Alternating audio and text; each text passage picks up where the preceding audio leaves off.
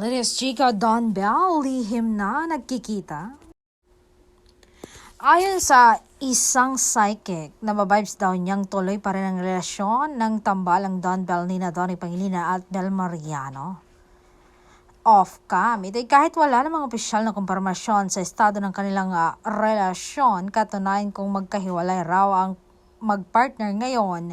Ito raw ay isang bagay na pinag-usapan at pinagplanuhan nila. Ang kanila raw paghiwalay ng landas ay may kinalaman din sa kanilang mga karera. Maaaring paghahanda rin daw ito sa mga plano ng kanilang network na itambal sila sa ibang love team. Pwede rin daw itong bahagi ng exploration nila as a solo artist.